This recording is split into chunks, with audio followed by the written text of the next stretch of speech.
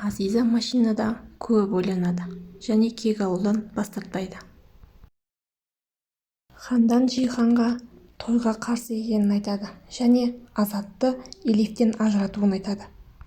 Миран мен Раян ертесіне полицияға келеді, бірақ барлығы өртеніп кеткен екен. Таң ата әжесі үйіне келеді. Үйінде барлығы уайымдап отыр. Әжесі ештеңе айтпаған соң барлығын Фыраттан сұрайды. Кек алуынан бас тартса ғана үйге қайтатынын айтады. Бірақ әжем бас тартпай Елифті сол жерге тастап кетті дейді. Азиза бөлмесіне кіріп, киімдерін шешіп, қатты жылайды. Менің де жүрегім бар ғой деп қатты жылайды. Осы кезде бөлмеге Есма кіреді және Азизаның жараларын көріп, келіп құшақтайды. Мен 4 бірдей жақынымнан айырылдым.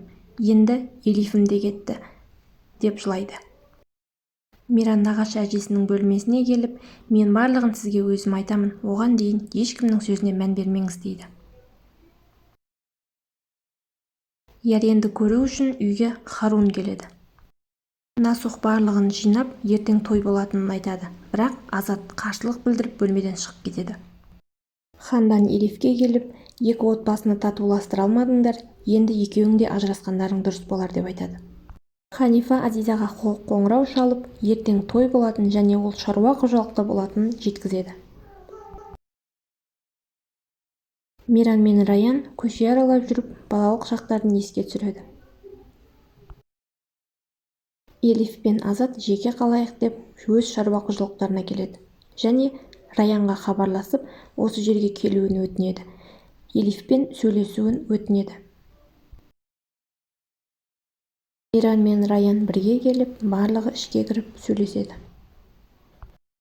Азат шай демдемек болып еді, тағы Миран екеуі осы жерде сөзге келіп ұрсып қалады. Түн жарымында Азиза үйінен шығып, барлығы дайын ба деп адамдарына айтады. Болды Элиф, жүр үйге кетеміз дегенде, кімдір бөлмеге от лақтырып, бөлме жана бастайды. Азаттың басына ағаш түсіп талып қалады. Және бұл жерде Миран барлығын өрттен аман есен алып шығады.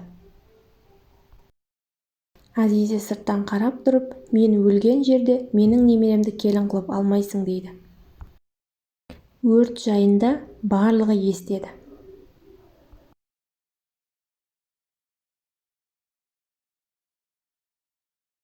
Барлығы сыртқа шыққан соң Раян есін жинамайды. Миран қатты қорқып, Раян деп жылайды.